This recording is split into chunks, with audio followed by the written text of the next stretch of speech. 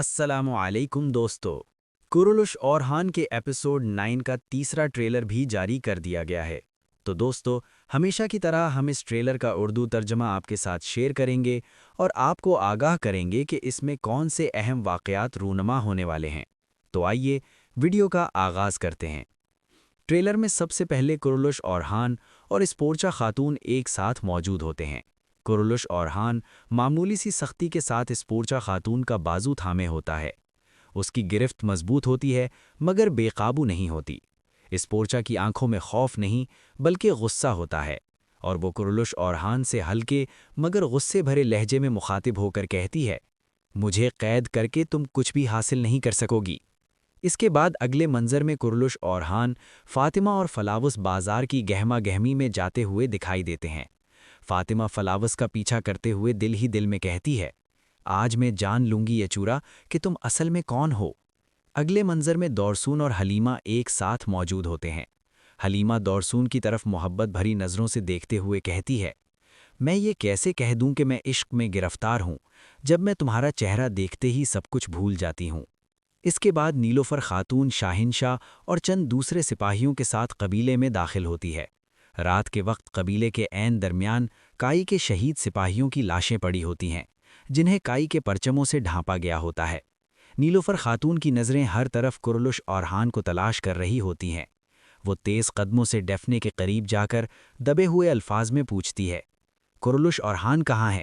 ڈیفنے خاتون ہونٹوں پر مکار مسکراہٹ اور آنکھوں میں بناوٹی حیرت لیے جواب دیتی ہے، خیمے میں ہے، شہزادی اسپورچا خاتون کے ساتھ۔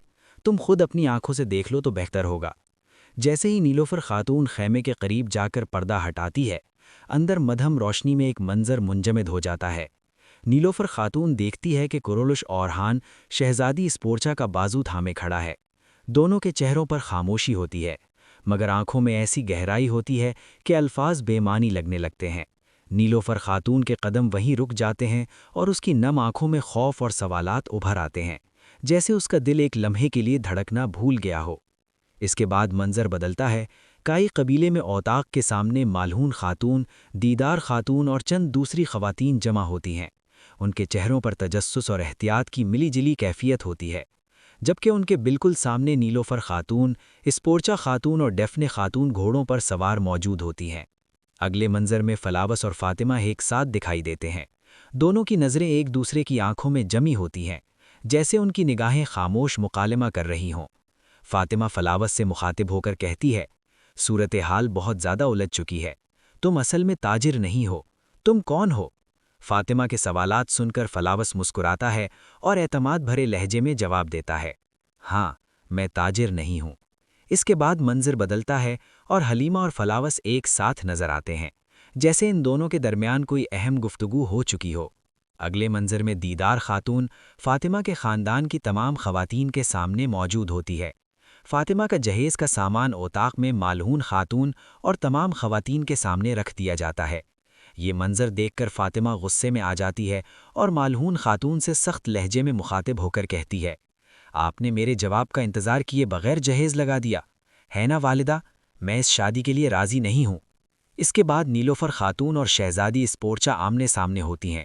دونوں کے چہروں پر غصہ نمایاں ہوتا ہے اور ان کی نظریں ایک دوسرے سے ٹکرا رہی ہوتی ہیں۔ نیلوفر خاتون سخت اور فیصلہ کن لہجے میں کہتی ہے، خیمے تیار ہیں، مگر یہ عام خیمے نہیں بلکہ مقصد پورا کرنے والے خیمے ہیں۔